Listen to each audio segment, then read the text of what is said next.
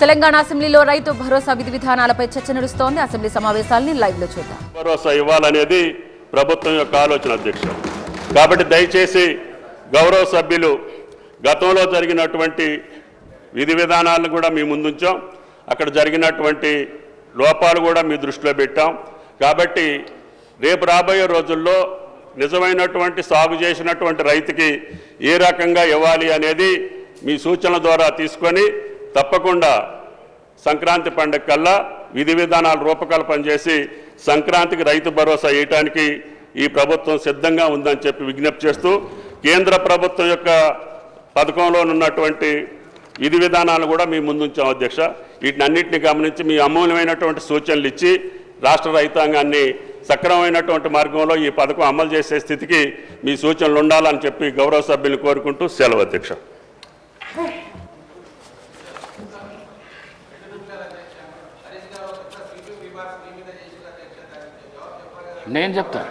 నేనే చెప్తా గౌరవ సభ్యులు హరీష్ రావు గారు చాలా సీనియర్ శాసనసభ్యులు, 10 సంవత్సరాలు మంత్రి పదవి చేసిండు, 21 సంవత్సరాల నుంచి శాసనసభలో ఉన్నాడు. కానీ ఎప్పుడూ ఆలస్యంగా స్టార్ట్ కాలేదు. నేను 9 నుంచి 9:30 లోపల నేను వస్తాను. ఈరోజు కానీకి కారణం ఒకటే, 0 అవర్ తీసుకున్నాలే సభ్యులకు అందరికీ అవకాశం ఇవ్వాలని చెప్పేసి కొత్త చర్చ జరిగినందుకు కొద్దిగా లేట్ అయింది. మరొకసారి మీతో తెలియజేస్తూ ఎన్ఎం శ్రీనివాసరెడ్డి గారు. అధ్యక్ష, ఇప్పుడు ప్రతిరోజు ఏదో ఒకటి సభను కించపరచడము, స్పీకర్ పోడియంలోకి రావడం ఇది అలవాటు అయిపోయింది అధ్యక్ష.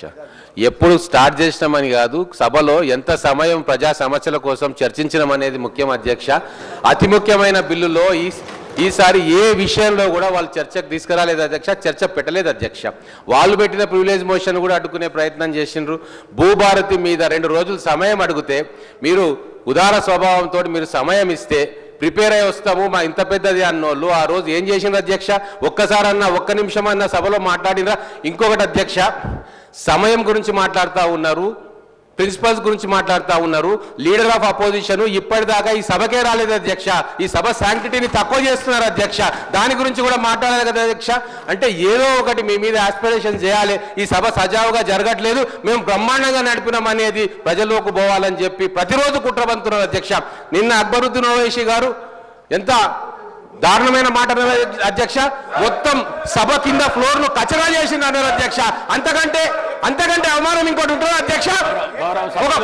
ఒక రాజకీయ పార్టీకి కచరా అని చెప్పి అన్నాక అంతకంటే అవమానం ఉంటుందా అధ్యక్ష? దాని గురించి మాట్లాడరేందుకు అధ్యక్ష? గౌరవ సభ్యులు రమణారావు గారు, సిఎస్ రమణారావు గారు.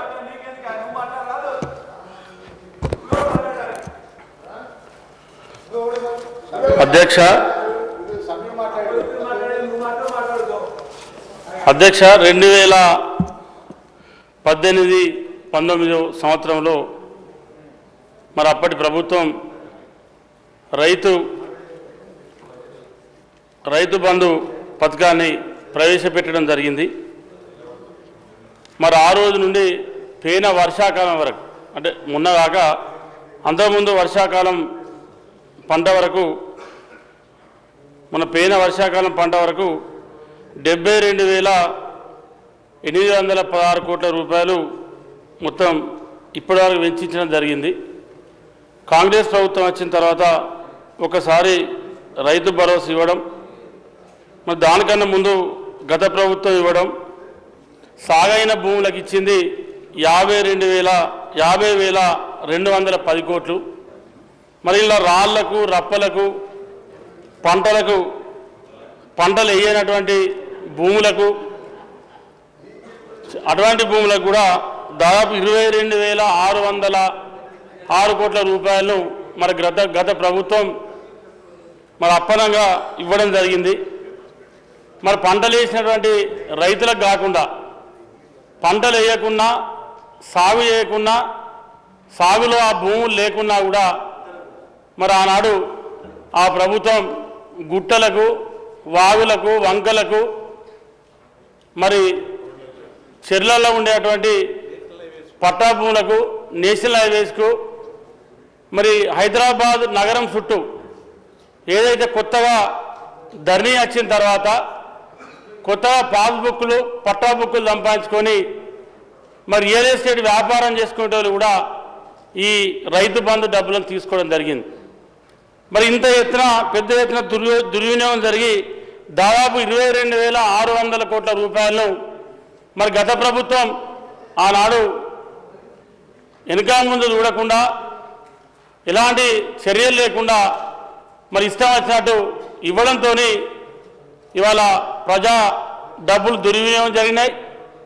మరి ఏదైతే రైతులకు చెందాల్సినటువంటి డబ్బులు ఇవాళ పెద్ద పెద్ద వ్యాపారవేత్తలకు రియల్ ఎస్టేట్లకు మరి ఎవరైతే పెద్ద పెద్ద భూస్వాములు ఉన్నారో వాళ్ళందరూ కూడా ఇవాళ